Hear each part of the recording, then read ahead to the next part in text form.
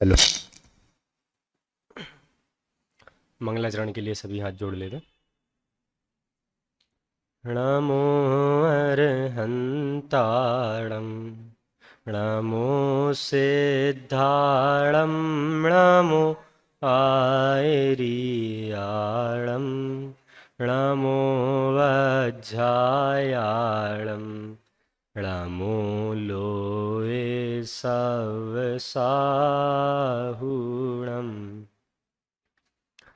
नमः समय साराय स्वानुभूत्या चकासते चित्स्वभावाय भावाय सर्वभावांतरच्छिदे। 10 लक्षण महापर्व के क्रम में आज उत्तम तप, जिसपे प्रवचन में मेरा विषय है आचार्य अमृत चंद्र देव का उपकार। प्रवचन का विषय है आचार्य अमृत चंद्र देव का उपकार। इस विषय में मैं आपको आचार्य अमृत चंद्र के कुछ कलशों के माध्यम से उनकी महिमा बताऊंगा कि उन्होंने हमें कितनी बार चेताया है। चेताया है मतलब, चेताया का अर्थ तो समझते हैं।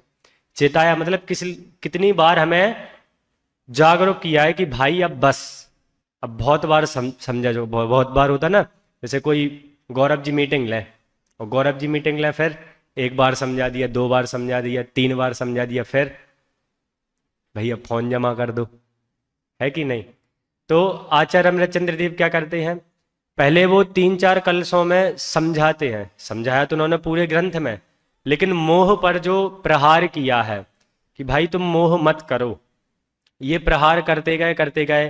फिर 244वें कलश में वो कहते हैं अलम अलम। 2 बार अलम अलम कहते। अलम अर्थात क्या होता है, बस। अलम भो अलम, पढ़ा है ना शिवराज विजय में, अलम भो अलम। तो वो कहते अलम अलम मतलब बस करो बस करो। तो वो कहते बस बस बस बस, मतलब कि भाई बहुत हो गया, अब इसके ज्यादा मैं सहन नहीं कर सकता। तो आचार्य देव कहते हैं बहुत कर लिया। अब क्या कर लिया कि भाई अब तुमने मोह में मगन, तुम बहुत हो गए हो। अब अब तो तुम जिद छोड़ो मोह में मगन होने की।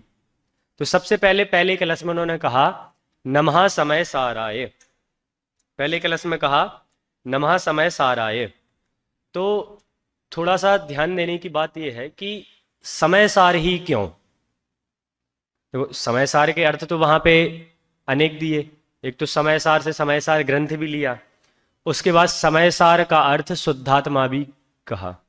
तो समय सार, समय ही सार क्यों, और बाकी जो द्रव्य थे उनको सार क्यों नहीं कहा, है कि नहीं बात। तो समय को ही सार क्यों कहा, तो पांडे राजमल जी अपनी बाल प्रबोधिनी टीका में लिखते हैं। उन्होंने कलश की टीका की है। जितने भी आचार्य अमृतचंद्र देव ने कलश लिखे हैं उन सब की टीका राजमल जी पांडे ने की है, जिसका नाम है बाल प्रबोधिनी। तो उस टीका में बहुत बढ़िया तरीके से पांडे राजमल जी बताते हैं कि जैसे समय को ही सार कहा, तो क्यों कहा कि बाकी के जो 5 द्रव्य हैं, बाकी के जो 5 द्रव्य हैं, ना उनमें ज्ञान है ना उनमें सुख है। तो जब ज्ञान भी नहीं है सुख भी नहीं है तो मेरे प्रयोजन को सिद्ध कर नहीं सकते। क्यों, मेरा प्रयोजन तो क्या है, क्या है मेरा प्रयोजन, सुखी होना प्रयोजन है, कैसे ही हो। हम सुबह से लेकर शाम तक जो भी कार्य करते हैं वो सब क्यों करते हैं कि भाई सुखी होना है हमें, जिस भी प्रकार से हो। चाहे वो हम 6 बजे उठ के हों, चाहे वो हम 8 बजे उठ के हों, है कि नहीं, जैसे भी हो हमें सुखी होना है। तो वहां पे राजमल जी ने बताया कि यह जीव सुखी होना चाहता है। और समय को ही सार इसलिए कहा क्योंकि समय नाम का जो जीव है, समय, समय अर्थात शुद्धात्मा, समय सार, समय अर्थात आत्मा, और सार मतलब समय। आत्मा में भी सार कौन है, मेरा आत्मा, शुद्धात्मा। तो शुद्धात्मा को उन्होंने बताया कि शुद्धात्मा में क्या है, ज्ञान है सुख है। और जब ज्ञान है सुख है तो उसके आश्रय से ज्ञान और सुख प्रकट भी होगा, ज्ञान और सुख प्रकट भी होगा। जैसे हम कहें आम, तो आम, आम सुनते ही कैसा आया कि भाई आम का स्वाद कैसा होता है। हमने आम का स्वाद लिया, आम का रस चखा। तो आम का रस चखा तो वो रस कहां से आया, आम में से ही आया ना। तो ऐसे ही कि हमने सुख का अनुभव किया, हमें केवल ज्ञान हुआ, तो केवल ज्ञान कहाँ से आया? कोई अलग चीज थोड़ी है केवल ज्ञान की, भाई कहीं से और आया और कॉपी पेस्ट कर दिया हम में, ऐसा तो है नहीं। क्या है? ज्ञान हमारा ही था और हम में ही आया। पहले क्या थी कि मिथ्यात्व की चादर उड़ी हुई थी, फिर वो चादर हमने हटा दी। किससे हटाई? सम्यक्त के बल से हटा दी। तो क्या हुआ? केवल ज्ञान प्रकट हुआ, सम्यक ज्ञान प्रकट हुआ। और ऐसे ही सुख का जब हमने अनुभव किया तो सुख भी हमें प्रकट हुआ।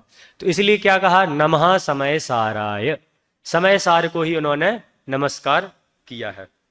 इसके बाद सबसे पहले मैंने विषय का सोचा था कि विषय तो मुझे पता था कि मैं अमृत चंद्र आचार्य के 4-5 कलशों के ऊपर आपको थोड़ा थोड़ा बताऊंगा, लेकिन टॉपिक की सोच रहा था कि मैं टॉपिक क्या रखूं। तो पहले मैंने सोचा कि ऐसा रखता हूं आचार्य देव की प्रमाद, आचार्य देव का प्रमाद। तो मैंने कहा प्रमाद करने के लिए, कहने के लिए मैं तो बहुत छोटा हूं, मैं कैसे कह दूं प्रमाद। तो उसके बाद मैंने सोचा आचार्य देव की महिमा, तो मैंने सोचा आचार्य देव का उपकार, तो मैंने सोचा हमारा महाभाग्य। इतने सारे टॉपिक मैंने सोच लिए कि बात तो वही करनी है, अब टॉपिक कुछ भी रख लो। फिर मैंने कहा बात करते हैं अपन आचार्य देव के उपकार पर। क्यों?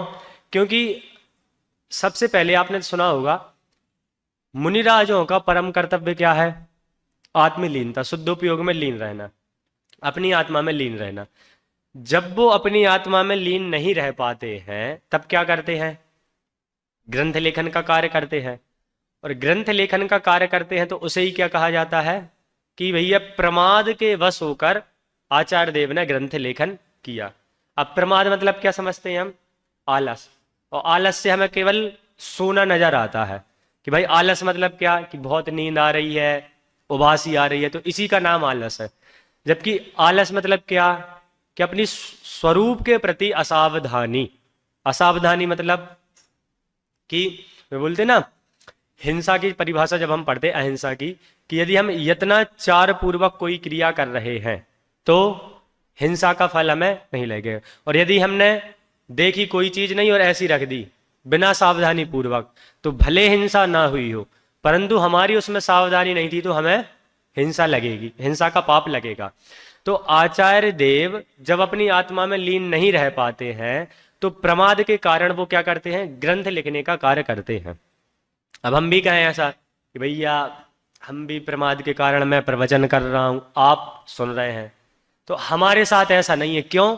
क्योंकि हमारी तो ऐसी दशा है नहीं अभी कि हम अपनी आत्मा में लीन हो सकें, है कि नहीं? तो हमारे लिए तो उत्कृष्ट कार्य क्या है अभी कि भैया हम शास्त्र स्वाध्याय करें, पूजन पाठ इत्यादि करें, तो हमारे लिए तो उत्कृष्ट कार्य यही है। तो हमारे लिए सर्वोत्कृष्ट कार्य यही माना जाएगा। तो आचार्य देव का प्रमाद था क्या? ग्रंथ लेखन। अब पहला कलश में सिर्फ नमा समय सार पे मुझे वजन देना था। इसके बाद आ जाए तीसरे कलश पे। तीसरा कलश लगा देना भाई पीछे। तीसरे कलश में आचार्य देव लिखते हैं, कलश आ रहा है आप देखते जाना, कलश का उच्चारण नहीं कर रहे हैं क्योंकि 5-6 कलश हैं, फिर आपको लगेगा कि पाठ पाठ चल रहा है प्रवचन में, ठीक है। तो आचार्य देव लिखते हैं कि ये जो मैं ग्रंथ लिख रहा हूं ना, तो ये क्यों लिख रहा हूं कि भैया मोह का उदय आया है, इसके कारण मैं यह ग्रंथ लिख रहा हूं। तो मोह का उदय कैसे आया कि फिर भी परिणति मलिन हुई है मोहोदय से। अब वो मोहोदय से क्या हो गई? परिणति उनकी मलिन हो गई है। देखो यहाँ एक बहुत अच्छी विशेषता बताऊं आचार्य अमृतचंद्र देव की आपको, कि आचार्य देव स्वयं की गलती स्वीकार कर रहे हैं। जैसे अपन ने कोई गलती कर दी हो, अपन से कोई पूछे कि भैया आपने ये गलती की, आपने ये गलती की, तो पता तो है सबको कि गलती तो की है, लेकिन तुरंत हम मानते नहीं है। 1-2 बार तो नकारते हैं कि नहीं नहीं, वो कुछ ना कुछ एक्सक्यूज जरूर देते हैं कि भाई जैसे भी हम बच सके हमें वैसे एक्सक्यूज देकर बचना है। लेकिन आचार्य देव क्या कह रहे हैं कि मेरी परिणति जो है, मेरी जो पर्याय है वह कैसी हो गई है? मलिनता को प्राप्त हो गई है। तो अब वो मलिनता को प्राप्त हो गई है, तो अब वह मलिनता को प्राप्त हुई है इसलिए मुझे ग्रंथ लेखन का भाव आया है, ठीक है। 1-2 बात है इसमें। सबसे पहले मलिनता को प्राप्त हुई है इसलिए क्या हुआ है? मलिनता को प्राप्त हुई इसलिए मुझे ग्रंथ लिखने का भाव आया है। अब दूसरा वो कह रहे हैं कि ग्रंथ लिखते ही लिखते परम विशुद्धि को पावे वह परिणति मेरी, कि ग्रंथ लिखते ही लिखते वह मेरी परिणति जो है वो परम विशुद्धि को प्राप्त हो जाए। अब ये बात थोड़ी अटपटी नहीं लगती कि एक जगह तो आचार्य देव ये कह रहे हैं कि मेरी परिणति क्यों मलिन हुई है, मोह के उदय से मलिन हुई है और इसलिए मुझे ग्रंथ लेखन का भाव आया है। अब ग्रंथ लेखन का भाव आया है और ग्रंथ लेखन के ही भाव से ग्रंथ लिखते लिखते मेरी विशुद्धि मतलब मेरी परिणति जो है वो ब्रह्म विशुद्धि को प्राप्त हो जाए। तो बात थोड़ी लगती ना कि इसमें तो दोष है। जैसे कि पढ़ाई में मन नहीं लग रहा तो हमने मोबाइल चलाया और मोबाइल चलाते चलाते पढ़ाई में मन लग जाए, ऐसा हो सकता क्या? अपना तो नहीं हो सकता, लेकिन आचार्य देव का हो गया। आचार्य देव का कैसे हुआ? मोबाइल चलाने से नहीं हुआ उनका। उनका कैसे हुआ? सबसे पहले तो उन्होंने क्या कहा कि आत्मलीनता में वो थे, आत्मा में लीन थे, लेकिन जब वो प्रमाद के कारण उसके बाहर आए तो उनको ग्रंथ लेखन का भाव आया। तो उस बाह्य दशा में भी उन्होंने क्या किया कि बाह्य दशा में भी वो उस बात से हटे नहीं। पूरे ग्रंथ में उन्होंने 278 कलशों में और टीका में क्या किया? उसी आत्मा की चर्चा की। तो जब उसी आत्मा की चर्चा होगी, उसी के गुणों का वर्णन होगा, तो क्या होगा? फिर उपयोग उसमें जाएगा, फिर बाहर आएगा, फिर जाएगा, फिर आएगा। और ऐसा तीसरे कलश में तो क्या कहा कि मैं ग्रंथ इसलिए लिख रहा हूं कि भैया मेरी परिणति परम विशुद्धि को प्राप्त हो जावे। और अंतिम 278वें कलश में लिख दिया कि ये सब इसमें मेरा कुछ भी नहीं है, ये सब मैंने लिखा ही नहीं। अब सोचो कितनी बड़ी बात है। अपन कोई एक पुस्तक लिखे, एक पुस्तक तो बहुत दूर की बात है, गोष्ठियों में अपन आलेख निबंध लिखते हैं। अब उसमें तो नाम लिखना जरूरी रहता है, रैंक वगैरह निकलती है।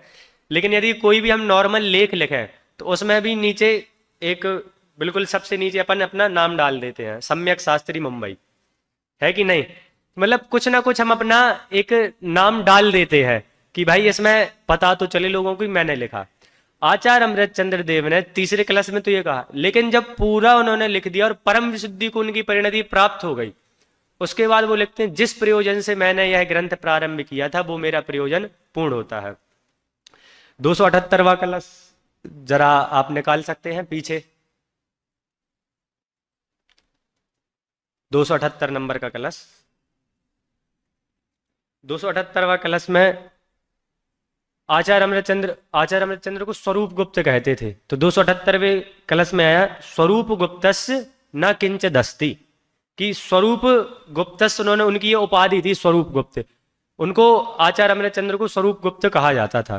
तो अमृत चंद्र आचार्य कह रहे हैं कि स्वशक्ति संसूचित वस्तु तत्व, कि स्वशक्ति के कारण ही ये सब कुछ हो गया है, मेरा इसमें कुछ भी योगदान नहीं है। ऐसे उन्होंने तीसरे कलश में भावना भाई और स्वयं की गलती भी उन्होंने स्वीकार की। अब तीसरे कलश के बाद आ जाते हैं हम चौथे कलश पे। चौथा कलश निकाल दीजिए जरा आप।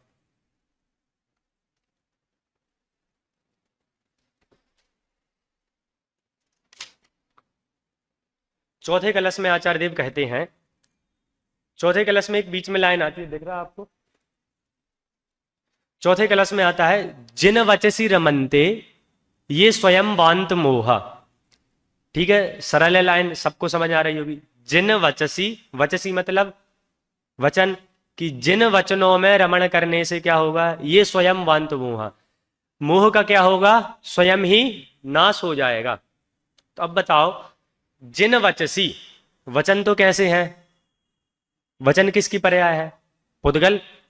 तो पुद्गल में रमण करने से स्वयं वांत मोह कैसे होगा? मोह कैसे नाश होगा? तो अनुशीलन में दादा लिखते हैं कि जिन वचसी रमनते, अर्थात, और टीकाकार भी, कलश टीकाकार राजमल जी भी लिखते हैं कि जिन वचसी रमनते कहा ना, तो जिन वचसी रमनते से ये नहीं लेना कि उनके वचनों में, उनके वचन से जो वस्तु बताई जा रही है, उनके वचनों में जो वस्तु बताई गई है, उस वस्तु में रमण करने से, उस वस्तु को अनुभव करने से क्या होता है? ये स्वयं वांत मोह, मोह क्या होता है? नाश को प्राप्त होता है। जैसे कि अब आत्मा के अनेक अनेक गुण बताए, आत्मा में ज्ञान है, आत्मा में दर्शन है, आत्मा में सुख है, आत्मा में वीर है, आदि अनंत गुण है आत्मा में। तब जब आत्मा कहते हैं ना, तो इन सब गुणों का जिसको अनुभव हो गया है, इन सब गुणों का निर्विकल्प रूप से, ऐसा नहीं कि एक सेकंड में पहले ख्याल आया आत्मा में ज्ञान है, फिर दूसरे में आया आत्मा में सुख है, जैसे मैं कहूं वर्ल्ड कप, तो वर्ल्ड कप से क्या याद आता है? भैया वो सूर्य कुमार यादव का कैच, फिर उसके बाद वो विक्ट्री परेड, रोहित और कोहली की साथ में फोटो, ये सब याद आता कि नहीं वर्ल्ड कप से? तो ये सब अलग अलग याद आता क्या? एक ही समय में सब कुछ याद आ जाता है कि नहीं? एक ही समय में क्या आता है? सब कुछ याद आ जाता है वर्ल्ड कप कहने से। वर्ल्ड कप कहा तो अब वो 19 नवंबर वाला भूल जाते हैं हम कि भाई क्या हुआ, लेकिन ये जो अभी 29 वाला है ये याद रहता है हमें, और इसके हर एक पल याद रहते हैं कि भाई कैसे जीते थे, कैसे डिफेंड किया, कितना उसका सेलिब्रेट। तो ये सब क्या का एक वर्ल्ड कप कहा, और ये सब हमें एक ही सेकंड में, एक ही सेकंड तो बहुत ज्यादा कह दिया, एक ही समय में सब जो जितनी हमारे अंदर इमेज है, जितनी हमने उसकी फोटो देखी है, जितनी मेमोरीज है, वो सब क्या होती हैं एक ही समय में बिल्कुल केवल ज्ञान हो जाता है हमें वर्ल्ड कप का। कि जैसे केवल ज्ञान में क्या होता है? तीन लोक एवं त्रिकाल की सभी पर्याय एक समय में दिखती हैं। ऐसे पूरा वर्ल्ड कप हमें एक समय में दिखता है, वो रोहित शर्मा की बैटिंग, वो सब कुछ वो हमें दिखता है एक समय में। अब उसके लिए ऐसा तो है नहीं कि भैया वर्ल्ड कप कहा तो एक समय में पहले सूर्य कुमार यादव का कैच दिखेगा, फिर अगले 5 मिनट बाद वो विक्ट्री परेड दिखेगी, ऐसा तो नहीं है। एक ही समय में क्या होता है? सब कुछ दिखता है। तो ऐसे जिन वचसी रमनते वे स्वयं वांत मोहा, कि जो जिन वचनों में रमण करता है, अर्थात जिनेन्द्र भगवान द्वारा बताए गए, जो जिनेन्द्र भगवान द्वारा बताई गई वस्तु है उसमें जो रमण करता है उसका क्या होता है? मोह स्वयं ही क्या हो जाता है? शांत हो जाता है। अब कैसे? जैसे, और उसमें भी निर्विकल्प अनुभूति होती है। जिसने भी उस वस्तु तत्व को समझा है जो जिनेन्द्र भगवान ने बताया है, उसको भी निर्विकल्प अनुभूति होती है। जैसे अभी एग्जाम्पल दिया ना वर्ल्ड कप का, कि जिसने वर्ल्ड कप को समझा है, जिसको उसकी अनुभूति हो गई है कि वो क्या चीज है, तो उसको अपने आप उसकी अनुभूति होती है। अब उसको ये बार बार बताना नहीं पड़ता कि अब ये। ऐसे ही जिसने आत्मा में ज्ञान है, आत्मा में दर्शन है, आत्मा के अनंत गुणों को जाना है, उसको अब आचार्य देव कहेंगे ना, कि बोलते ना कि त्रिकाली दृष्टि का विषय कहा, तो उससे आत्मा की सभी पर्याय, सभी गुण, आत्मा के सभी गुण उसकी दृष्टि में आ जाते हैं, जिसको एक बार अनुभव हो गया है। ये तो था चौथा कलश। चौथे कलश में थोड़ा सा हम पढ़ें।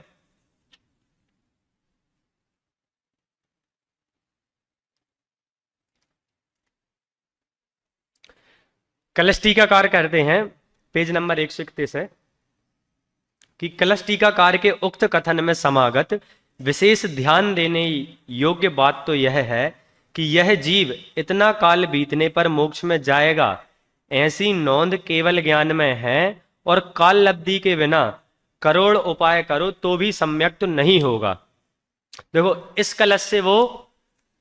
कलश से क्रमबद्ध पर्यायता सिद्ध करते हैं कौन? राजमल जी पांडे। कैसे करते हैं? कि स्वयं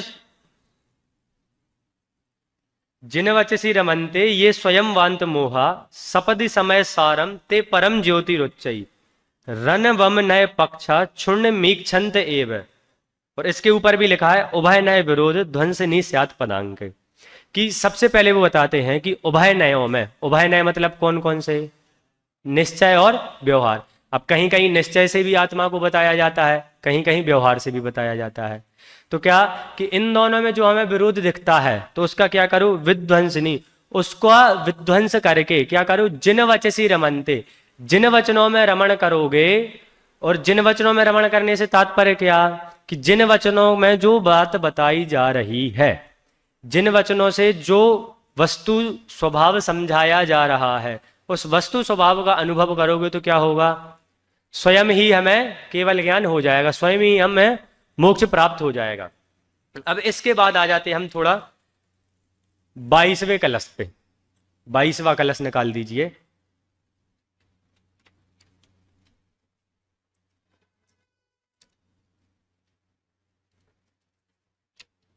बाईसवें कलश का थोड़ा सा हम यहां से पाठ करते हैं, आ गया होगा पीछे।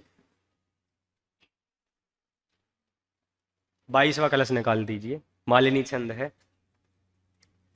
त्यजतु जगदिदानीं मोहमाजन्मलीनं रसयतु रसिकानां रसिकानां रोचनं ज्ञानमुद्यत इह कथमपि नात्मानात्मना साकमेकः किल किलयति काले क्वापि तादात्म्यवृत्तिम्। इसके पहले जो चल रहा था ना कलश, जिन वचसी रमनते ये स्वयं बांत मोहा, तो दादा ने बुक लिखी है भगवान महावीर और उनका सर्वोदय तीर्थ। तो ये जो शब्द आया जिन वचसी रमनते, तो जिनेन्द्र भगवान के वचन, वचन अर्थात उनकी दिव्य ध्वनि। तो दादा ने उस पुस्तक में बताया कि दिव्य ध्वनि का केंद्र बिंदु क्या है, संपूर्ण जो उपदेश है, संपूर्ण जो दिव्य ध्वनि है, उसका केंद्र बिंदु क्या है। तो उसके केंद्र बिंदु में वो बताते हैं कि उसका केंद्र बिंदु भगवान आत्मा है। तो उसी भगवान आत्मा के आश्रय से क्या होगा, मोह का नाश होगा। अब इसके बाद आ जाओ इस कलश पे, तो इसमें लिखा है त्यजतु जगदी जगत इदानीम मोह आजन्म लीनम। तो जगत के लोगों से कह रहे हैं, कौन कह रहे हैं, आचार्य अमृत चंद्र देव। सबसे पहले उन्होंने स्वयं को बताया कि भैया मेरी भी परिणति कैसे हुई है, मोह से मलिन हुई है। अब वो पहले तो स्वयं को स्वीकार किया, अब उसके बाद वो सबको बता रहे हैं, सबसे कह रहे हैं कि हे जगत के लोगों, त्यजतु जगत इदानीम मोह आजन्म लीनम, कि ये जो आजन्म लीनम अर्थात अनादिकालीन, अनादिकाल से जो ये क्या है मोह, इसको क्या करो, त्यजतु त्याग दो। हे जगत के लोगों, हे संसारी जीवों, अनादिकाल से ये जो मोह है ना, इसको त्याग दो। तो कहा कब त्याग है, इदानीम, इदानीम अर्थात अभी, अभी त्याग दो। अभी त्याग दो मतलब उत्तम तप के दिन, या कब, भैया हमें बता तो दो हमें कब त्यागना है। जिस दिन आप कह दोगे हमें तब त्यागना है, तब हम बढ़िया आधे घंटे पहले भूमिका बनाएंगे, ध्यान मग्न होंगे, अब फिर उपाय करेंगे कि त्याग देवें, त्याग देवें, त्याग देवें। ऐसे त्यागेंगे क्या, ऐसे नहीं त्यागोगे। कैसे त्याग होगा उसका, जिन वचसी रमनते वे स्वयं वांत मोहा। तो ये पीछे से हमें जोड़ना, जिन वचसी रमनते ये स्वयं वांत मोहा। यहां तो क्या कहा आचार्य देव ने कि त्यजतु त्याग दो। कब त्याग दो, कब त्याग दो, 10 लक्षण में कि अष्टानिका में कि महावीर जयंती पे, कब, तो कहा अभी, तत्काल, इदानीम, अभी तुरंत ही त्याग दो। अब इसके बाद मोह कैसा है, तो मोह को बताते हैं वो कि मोह कैसा है, आजन्म लीनम, अर्थात मोह कैसा है, अनादिकालीन मोह है। अब इसके बाद बताते हैं रसयतु रसिकानाम रोचनम ज्ञान मुद्यत। दो चीजें होती हैं, एक तो जब किसी से कोई चीज कहे कि ये चीज छोड़ दो, तो उसके लिए हमें यह भी बताना होता है अच्छा ये चीज छोड़ रहे हो तो इसके बदले में तुम ये करो। तो ऐसे ही सबसे पहले आचार्य देव ने क्या बताया कि मोह को छोड़ दो। तो अब कहा मोह को छोड़ दें, तो मोह को छोड़ने के बाद हम करें क्या, तो कहा रसयतु रसिकानाम रोचनम ज्ञान मुद्यत। तो क्या कहा कि जो रसिक जनों के लिए रुचिकर है, रसिक जन अर्थात, तो राजमल जी रसिक जनों का अर्थ सम्यक दृष्टि करते हैं कि जो सम्यक दृष्टियों को रुचिकर है, ऐसा क्या, ज्ञान। और ज्ञान कैसा है, उद्यत, उद्यत मतलब प्रकाशक है, प्रकाशक है। ज्ञान कैसा है, प्रकाशक है। ये प्रकाशक अर्थ राजमल जी ने किया। ज्ञान कैसा है, वो प्रकाशक है, त्रिकाल प्रकाशक है, हमेशा प्रकाशक है, वो हमेशा ज्ञान कराने वाला है।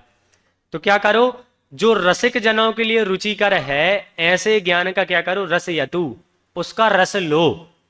तो आचार्य देव यहां भी हमारे मोह पर प्रहार करते हैं कि हे जगत के जीवों, हे संसारी जीवों, इस अनादिकालीन मोह को अब तो छोड़ दो। अब छोड़कर क्या करो, रसयतु रसिका नाम, कि जो रसिक जनों के लिए रुचिकर है ऐसे ज्ञान का तुम रसास्वादन करो। अब इसके बाद चलते हैं 22वें के बाद 23वें कलश पे। पूरे पूरे कलश का नहीं, थोड़ा थोड़ा सा अकेला आपको मैं बताऊंगा। इसके बाद 23वें कलश पे, 23वें कलश में तो आचार्य देव कहते हैं कि जैसे भी बने, जैसे भी बने तुम मोह का त्याग करो। मर पच करके भी, अपन बोलते ना कि जितनी भी दम हो, जितनी दम से कर सकते हो, लेना कि किसी से लड़ाई हो जाए तो भाई तू जो कर सकता है कर लेना। तो ऐसे ही आचार्य देव कह रहे हैं तुम में जितनी शक्ति हो, मर पच करके भी, एड़ी चोटी के जोड़ से भी। एड़ी चोटी का जानते ना कि एड़ी मतलब नीचे और चोटी मतलब पूरे शरीर के जोर से भी इसका क्या करो, मोह को त्यागो। तो एक बार इसका कलश को पढ़ते हैं हम। अय कथमपि मृत्वा तत्व कौतूहली सन अनुभव भव मूर्ते पार्श्ववर्ती मुहूर्तम प्रथगत विलसन्तं स्वं समालोक्य येन त्यजसि जगति मूर्त्या साकमेकत्वमोहम्। देखो यहाँ पे कहा अय कथमपि मृत्वा तत्व कौतूहली सन, कि अय कथमपि मृत्वा, कि भाई कैसे भी करो, कैसे भी करो, जैसे बन सके वैसे करो। चाहे मर पच के बन सकता है तो मर पच के भी करो, लेकिन क्या करो, एक बार तू तत्व का कौतूहली बन।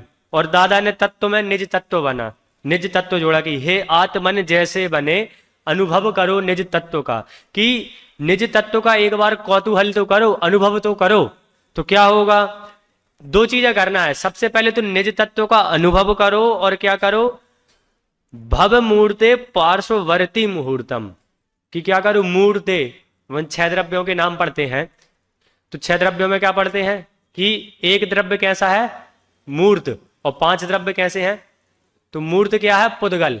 तो ये जो मूर्त है ना, तो मूर्त से लेना है पुद्गल, अर्थात हमारा शरीर। इस शरीर का क्या करो, पार्श्ववर्ती मुहूर्तम, कि मुहूर्त भर के लिए इसका पार्श्ववर्ती बनो। आज अपन ने पार्श्वनाथ पूजन की थी, पार्श्वनाथ भगवान की। तो उसकी स्थापना में क्या आया था, हे पार्श्वनाथ, हे पार्श्वनाथ, तुमने हमको यह बतलाया निज पार्श्वनाथ में स्थिरता से, पार्श्वनाथ में स्थिरता से। तो क्या निज पार्श्वनाथ मतलब हमारे कोई स्पेशल पार्श्वनाथ है, या हमारे गांव के मंदिर में जो भगवान हो पार्श्वनाथ, वो हमारे पार्श्वनाथ है। तो कहा वो नहीं। कौन पार्श्वनाथ, पार्श्व मतलब होता है पड़ोसी। तो क्या कहा कि हमारा जो पड़ोसी है, पड़ोसी कौन, सम्यक का पड़ोसी आदि। तो कहा वो नहीं। कौन पड़ोसी, हमारा जो शरीर है, वो शरीर, उसका एक मुहूर्त के लिए पड़ोसी तो बनो, उसका पड़ोसी तो बनो। अब पड़ोसी क्यों कहा, तो पड़ोसी का बहुत सुंदर दादा ने अनुशीलन में बताया है, पढ़ता हूं थोड़ा सा, कि जिस प्रकार हम पड़ोसी को अपना नहीं मानते हैं, क्या करते, पड़ोसी है भाई, तो पड़ोसी को क्या हम अपना मानते हैं, तो पड़ोसी को एकदम अपना तो नहीं मानते। जिस प्रकार हम पड़ोसी को अपना भी नहीं मानते और उससे असद व्यवहार भी नहीं करते हैं, उसी प्रकार इस देह में एकत्व बुद्धि भी नहीं रखना और इससे असद व्यवहार भी नहीं करना। दो चीजें। सबसे पहले तो पड़ोसी को हम क्या करते हैं, एक तो एकदम बिल्कुल एकत्व बुद्धि नहीं रखते। जैसी अपनी घर वालों से एकत्व बुद्धि है, घर वालों में अपनापन है, वैसा हम पड़ोसी से नहीं रखते। ऐसे ही जैसा ये हमारा जो शरीर है, तो इसमें ऐसी एकत्व बुद्धि भी नहीं करना। और अब ऐसा नहीं कि एकत्व बुद्धि का नहीं कहा तो अब चल जाएगा जैसा करना हो, एकदम द्वेष भी नहीं करना, असद व्यवहार भी नहीं करना। तो क्या करना, तो इससे पड़ोसी धर्म तो निभाना, पर इसे अपने घर में नहीं बैठा लेना। भाई कोई पड़ोसी है, तब जैसे पड़ोसी का घर बन रहा हो तो तुम क्या अपने घर में रुकने दे देते हो। भाई एक आध दिन की बात हो तो बात दूसरी, अब उसको साल भर रुकना हो तो साल भर हम नहीं रोकने देते। तो क्या कहा कि इससे पड़ोसी धर्म तो निभाना, इस शरीर के साथ पड़ोसी धर्म तो निभाओ, लेकिन इसको अपने घर में मत बैठा लो। घर में मत बैठा लो मतलब अपनी आत्मा के साथ एकत्व, एक क्षेत्र का संबंध है, तो अब इसमें एकत्व बुद्धि मत करो, ये कह रहे हैं यहाँ पे। हमें पक्का विश्वास है कि यदि तुम एक बार भी परद्रव्यों से भिन्न अपने भगवान आत्मा का विलास देखोगे, वैभव देखोगे, तो अवश्य ही पर से एकत्व के मोह को छोड़ दोगे। जब शांति जी भाई साहब इसको पढ़ाते हैं तो हमेशा एक उदाहरण देते हैं कि जैसे कोई छोटा बच्चा होता है ना, तब वो एक खिलौना लिए है, अब उस खिलौने को उससे छुड़ाना है अपन को, अपन खींच दें तो रोने लगेगा वो। तो इसलिए उपाय क्या है उसका, कि भाई उसकी जगह उसको दूसरा खिलौना पकड़ा दो और वो अपन उससे ले लो, तो आराम से वो दे देगा, रोएगा भी नहीं। यदि कोई बच्चा हाथ में अपने चक्कू लिए है, ठीक है, जैसे हमें गुब्बारा लिए है अभी, अब उसका गुब्बारा छुड़ाए तो रोने लगेगा वो। अब उसका गुब्बारे के लिए अपन उसको दूसरा गुब्बारा दे दें, इससे बड़ा गुब्बारा दे दें या और कोई अच्छी चीज दे दें, और उससे फिर वो गुब्बारा ले जाएं, उसकी साइकिल दे दें उसको, तो वो अपने आप उसका गुब्बारा छोड़ देगा कि नहीं। तो ऐसे ही यहां पे कह रहा है कि ये जो पड़ोसी है ना, इस पड़ोसी के प्रति तुम अपनी एकत्व बुद्धि छोड़ो, और जो अनंत वैभवशाली आत्मा है ना, इससे भी उत्कृष्ट उस आत्मा में क्या करो, एकत्व बुद्धि करो, उस आत्मा में अपनापन करो। अतः भाई तुम हमारी बात सुनो और एक बार आत्म तत्व के कौतूहली बनकर उसे देह से भिन्न अनुभव करो, तुम्हारा कल्याण अवश्य होगा। तो आगे पड़ोसी के बारे में थोड़ा और लिखते हैं दादा कि यदि पड़ोसी का जीवन खतरे में हो तो हम उसकी सुरक्षा करते हैं, उसी जीवन यापन में सहज सहयोग करते हैं, पर उसके लिए अपना जीवन बर्बाद नहीं करते हैं, उसके लिए भोग सामग्री नहीं जुटाते हैं, है कि नहीं। अब ऐसा तो कोई है नहीं कि भैया पड़ोसी गरीब है, भाई पड़ोसी का भी घर चल जाए तो हम ओवर टाइम कर लेंगे, 4 से 9 जॉब है तो 9 से 12 3 घंटे की एक जॉब इसलिए कर लेंगे ताकि पड़ोसी का भी घर चल जाए। ऐसा तो करते नहीं है। क्या करते हैं, भैया पड़ोसी का जीवन खतरे में तो उसके साथ क्या करते हैं, उसके जीवन यापन में नॉर्मल सहयोग कर देते। ऐसा नहीं कि अब उसी के लिए जीवन यापन करने लगे, उसका जीवन खतरे में है तो उसकी सुरक्षा भी करेंगे। उसी के लिए यदि हम जी रहे हैं तो उसी के लिए तो हम जीते नहीं हैं। तो उसी प्रकार क्या करना कि इस देह की सुरक्षा के लिए शुद्ध सात्विक आहार का ग्रहण अवश्य करो, पर इसके पीछे अभक्ष आदि का भक्षण कर नरक निगोद जाने की तैयारी मत करो। अब देखो इसको हम मॉडर्न दृष्टि से देखें ना कि इसके पीछे अभक्ष भक्षण करके, अभक्ष भक्षण आदि का भक्षण करके नरक निगोद, जैसे मान के चलो मैं पतला, सबको पता है मैं तो पतला ही हूं, अब मैं पतला हूं, कोई मेरे से कहे वो पाउडर खाओ, वो जो जिम वाले खाते ना, वो पाउडर खाओ उससे तुम मोटे हो जाओगे। अब उसमें कितने केमिकल मिले रहते हैं। तो अब कोई व्यक्ति इस शरीर को चलाने के लिए ऐसे अभक्ष भक्षण आदि करके नरक निगोद का बंद करे। अब यहां जितने बैठे हैं तो शास्त्रियों में तो मुझे पता है, लेकिन साधर्मियों का मुझे पता नहीं कि कितने लोग आलू प्याज खाते। वैसे मोस्टली तो यहाँ जो आए हैं वो नहीं खाते होंगे, लेकिन जो कोई खाता हो तो उसके लिए ये लाइन आई कि भैया पड़ोसी है हमारा देह, तो इसके साथ क्या करो, इसको चलाने के लिए शुद्ध सात्विक आहार लो। अब लेकिन इसको पुष्ट करने के लिए कि भैया प्रोटीन चाहिए और ये चाहिए और वो चाहिए, तो हम सब कुछ खाने लगे, तो उससे क्या होगा, नरक निगोद का बंद होगा। तो उसके लिए अपना जीवन बर्बाद मत करो। इसलिए क्या कहा, पार्श्ववर्ती मुहूर्तम, की पार्श्ववर्ती बनो। अब ये तो था 23वां कलश। अब इसके बाद आते हैं 32वें कलश में। 32वें कलश में भी आचार्य देव यही कहते हैं। इसमें दादा ने लिखा है कि आचार्य देव चूल का न्योता देते हैं। बुंदेलखंड के लोग जानते होंगे चूल का न्योता क्या कहलाता, जानते कि नहीं बुंदेलखंड के लोग। चूल का न्योता मतलब कि भैया सारे परिवार का निमंत्रण, भैया सारे परिवार का, बोले ना कि आज आपका चूल से न्योता है हमारे यहाँ, मतलब कि आपके पूरे परिवार का हमारे यहाँ क्या है, भोजन है, हमारे यहाँ निमंत्रण है, इसे बोलते हैं चूल का न्योता। तो आचार्य देव इसमें चूल का न्योता देते हैं। कलश आ गया सामने, एक बार इसका पद्यानुवाद पढ़ते हैं। संस्कृत से आपको उतना समझ में नहीं आएगा, चूल का न्योता कहा ना तो वो आपको पद्यानुवाद से ज्यादा समझ में आ जाएगा। पद्यानुवाद पढ़ते हैं। सुख शांत रस से लबालब यह ज्ञान सागर आत्मा, वे भरम की चादर हटा सर्वांग परगट आत्मा। हे भव्य जन इस लोक के सब एक साथ नहाइए, और इसे ही अपनाइए, इसमें मगन हो जाइए। गुरुदेव श्री आचार्य अमृत चंद्र के कलशों की एक विशेषता हुई लिखते हैं कि जिस प्रकार ग्वाला गाय के स्तनों से दोहन करके दूध निकालता है, जिस प्रकार ग्वाला जो रहता है तो वो क्या करता है, गाय का दूध निकालता है, तो क्या करता है, गाय के स्तनों का दोहन करता है। उसी प्रकार शास्त्रों में भरे हुए भावों को, इस समय सार में भरे हुए भावों को आचार्य अमृत चंद्र ने तर्क की ताकत लगाकर निकाला है और टीका में भर दिया है। टीका में भर दिया मतलब टीका भी, अब जैसे गाथाओं के लिए उन्होंने कहीं कहीं कलश लिखे हैं, कहीं कहीं उन्होंने वो चंपू काव्य में लिखी ना, जहां गद्य और पद्य दोनों हो, तो संस्कृत में उन्होंने उसकी टीका भी की है। तो ऐसी विशेषण, ऐसी महिमा गुरुदेव श्री ने आचार्य अमृतचंद्र की है। तो आचार्य अमृतचंद्र की लेखन शैली भी कितनी उत्कृष्ट थी। अब इसके बाद आते हैं हम इस कलश पे, कि उसमें कहा चूल का न्योता दिया। तो इसमें किस तीसरी लाइन देखो आप, हे भव्य जन इस लोक के सब एक साथ नहाइए, सबका एक साथ।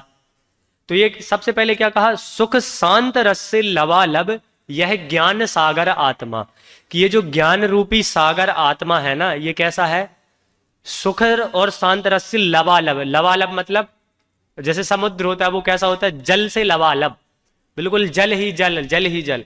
ऐसे ये आत्मा है, इसमें क्या है, सुख है, शांति है, और उससे ही ये क्या है, लबालब है।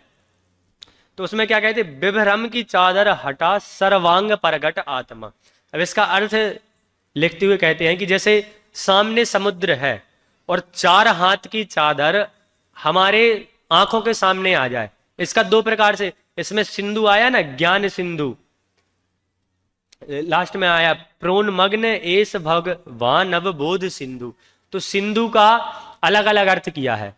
राजमल जी सिंधु का अर्थ करते हैं अभिनेता, जो नायक होता है, नाटक करने वाला, उसका करते हैं वो नाटक नटी। जो अभिनेता होता है उसका सिंधु का अर्थ करते हैं वो नटी।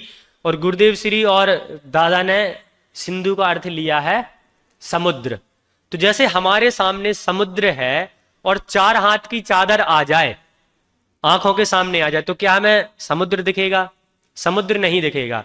तो क्या करना कि भैया वो जो विभ्रम की चादर है ना, वो चादर हटाओगे तो फिर समुद्र दिखेगा, और समुद्र दिख रहा है तो सब एक साथ नहाइए, सब एक साथ नहा लीजिए, ऐसा आचार्य देव कहते हैं। और जो नटी का अर्थ है उसमें बनारसी दास जी स्पष्ट करते हैं अपने भावानुवाद में कि जैसे नाटक होता है नाटक चलता है तो नाटक के पहले क्या होता है, पर्दा लगा हुआ होता है, और पर्दे के पीछे जितने भी नटी रहते हैं, नटी मतलब जितने भी नाटक करने वाले रहते हैं, वो सब अपनी अपनी पोजीशन लिए हुए रहते हैं। तो पहले तो सामने पर्दा है, तो दर्शकों को तो अंदर का दिख नहीं रहा कि क्या चल रहा है, कौन है, किसी के बारे में पता नहीं है। लेकिन जैसे ही वो जो चादर रहती है, जो पर्दा रहता है, वो हटता है, तो सभी नटी, जितने भी नटी रहते हैं, जितने भी नाटक करने वाले रहते हैं, वो सब स्पष्ट दिखने लगते हैं। उसी प्रकार क्या कहते हैं कि जो यह आत्मा है, इसमें अभी विभ्रम की चादर को हटा करके जो मिथ्यात्व रूपी चादर ओढ़ रखी है, जो मोह रूपी चादर ओढ़ रखी है, इसको हटा करके देखेंगे तो क्या है, सुख शांत रस से लबालब यह ज्ञान सागर आत्मा। देखो ऐसा होता है, या तो जैसे आधा गिलास है, उदाहरण सभी ने सुना होगा कि या तो किसी को वो भरा दिखता, किसी को खाली दिखता। दूसरी प्रकार से लेके, जैसे अभी 10 लक्षण में दादा ने अपने धर्म के 10 लक्षण में लिखा है कि नेगेटिव रूप से सब समझते हैं कि जैसे क्षमा की बात है, उत्तम क्षमा है, तो उसको क्रोध के द्वारा हमें क्षमा समझानी पड़ती है। तो क्रोध का अभाव हुआ तो क्या हुआ, क्षमा, और क्षमा का अभाव सुक्रोध। ऐसी मिथ्यात्व का अभाव या अज्ञान का अभाव तो ज्ञान, और ज्ञान का अभाव तो अज्ञान। तो ऐसी क्या है, यह आत्मा कैसी है कि ज्ञान सागर आत्मा, ये ज्ञान का समुद्र है। ज्ञान का समुद्र है, तो इसका क्या करना कि भैया ये जो ज्ञान का समुद्र है ना, ये अभी ढका हुआ समुद्र है, ये हमें दिख नहीं रहा है। ये जो ज्ञान के समुद्र पर मोह रूपी चादर है, विभ्रम की चादर है, इस चादर को हटाओ। इस चादर को हटाओगे तो क्या होगा, इस चादर को हटाएंगे तो हमें वो ज्ञान सागर आत्मा मिल जाएगा। पढ़ते हैं गुरुदेव श्री का भाव स्पष्ट, गुरुदेव श्री ने जो भाव स्पष्ट किया है वो पढ़ते हैं कि जैसे अपने सामने बड़ा भारी समुद्र हो, किंतु आंख व समुद्र के बीच 4 हाथ की चादर हो तो समुद्र दिखाई नहीं देता, उसी प्रकार राग व पुण्यादि भाव मेरे हैं, इनमें ही मेरा अस्तित्व है। जब तक ऐसी मिथ्यात्व रूपी चादर की आड़ है, चादर की आड़ है मतलब चादर हमारे बीच में है, चादर उस समुद्र के बीच में है। तो किस किस के बीच? कि राग व पुण्यादि भाव मेरे हैं। जब तक हम ये मानेंगे कि ये जो कर्म हो रहे हैं, द्रव्य कर्म, भाव कर्म, नौ कर्म, ये मेरे हैं, मैंने बहुत आज दान दे लिया, आज मैंने बहुत तप कर लिया, ऐसे जो भाव मैं कर रहा हूं वो कैसे हैं? इनमें मेरा अस्तित्व है। जब तक ऐसी मिथ्यात्व रूपी चादर की आड़ है, तो ये क्या है? मिथ्यात्व रूपी चादर है। तो इन भावों को हमें छोड़ना है। तब तक ज्ञान समुद्र भगवान आत्मा दिखाई नहीं देता। चैतन्य स्वरूप से विपरीत राग वह मेरा, व एक समय की पर्याय वह मैं। कैसा? कि चैतन्य स्वरूप से क्या है? विपरीत राग है, तो उसको मेरा मानना। चैतन्य स्वरूप से विपरीत राग वह मेरा, और जो एक समय की पर्याय है वह मैं। ऐसी जो मिथ्यात्व रूपी चादर है। अब तक ऐसी जो पर्याय बुद्धि थी वही विभ्रम थी। अब तक हमारी जो ऐसी मान्यता थी कि भैया एक समय की हमारी जो पर्याय हुई, एक समय में हम राजा बन गए, एक समय में हम करोड़पति बन गए, तो मैं करोड़पति, ऐसी जो अहम बुद्धि है, ऐसी जो एकत्व बुद्धि है, तो इसको क्या कह रहा है? इसको कह रहे हैं विभ्रम की चादर। इसको क्या कहा? विभ्रम की चादर। जब भेद ज्ञान से उस विभ्रम की चादर को दूर कर दिया, हटा दिया, विभ्रम का नाश कर दिया, तब भगवान आत्मा स्वयं सर्वांग प्रकट हो गया। क्या हुआ? जब उस चादर को हटा दिया तो वो भगवान आत्मा स्वयं सर्वांग प्रकट हो गया। और जयचंद जी लिखते हैं कि जैसे समुद्र के आड़े कुछ आ जावे तो जल दिखाई नहीं देता, और जब वह आड़ दूर हो जाती है तब जल प्रकट हो जाता है। वह प्रकट होने पर लोगों को प्रेरणा योग्य होता है कि इस जल में सभी लोग स्नान करो। लगान मूवी देखी होगी सबने।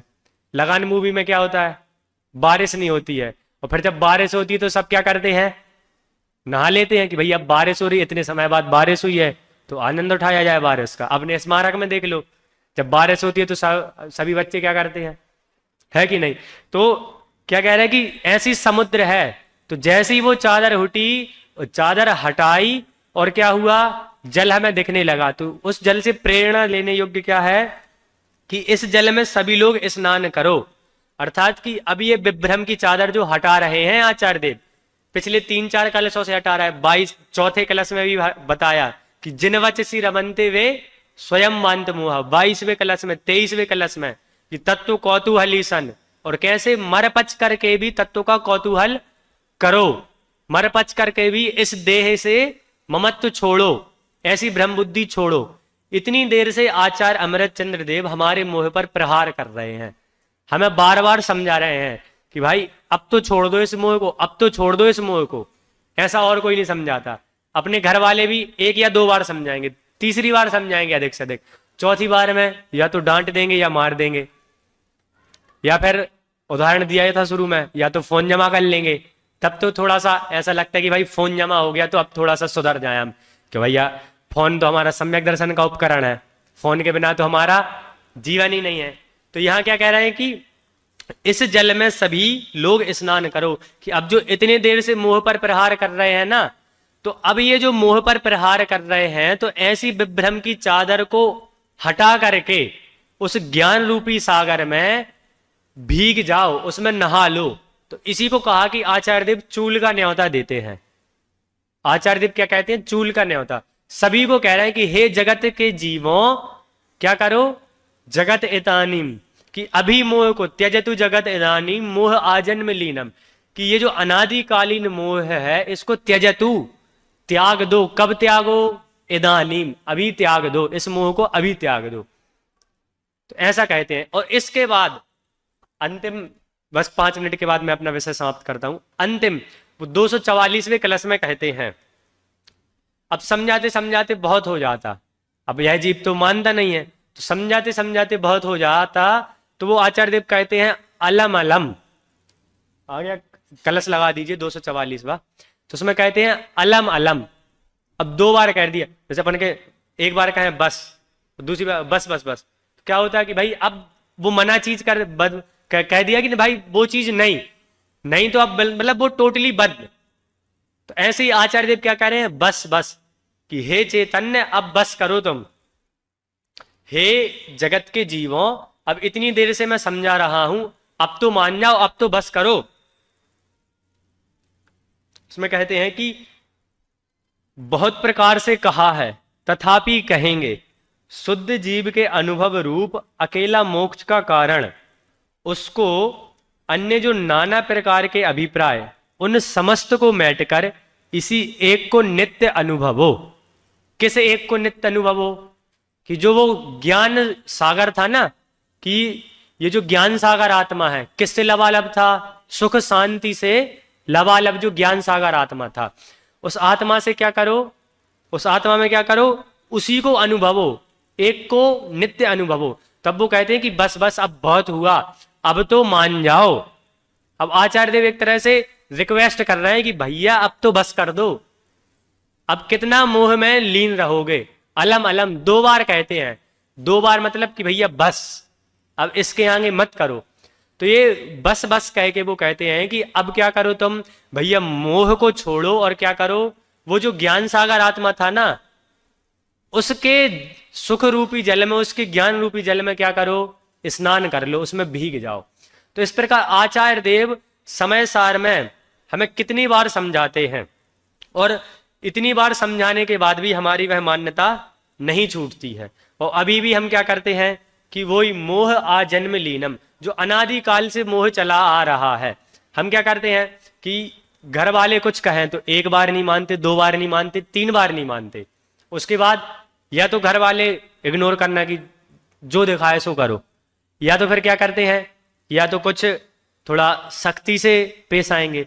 लेकिन आचार्य देव इतने देर से कह रहे हैं, और वो क्या कह रहे हैं? आजन्म लीनम, कि अनादि काल से जो तुम्हारा मोह चला आ रहा है, और अनादि काल से हर समय हम उस मोह को बढ़ाते जा रहे हैं, बढ़ाते जा रहे हैं। तो वो कहते अब तो बस करो, अब क्या करो? मोह को छोड़ो और उस जो एक ज्ञान रूपी सागर आत्मा है उसका क्या करो? उसको नित्य अनुभव हो। तो हम भी उस ज्ञान सागर आत्मा का नित्य अनुभव करें।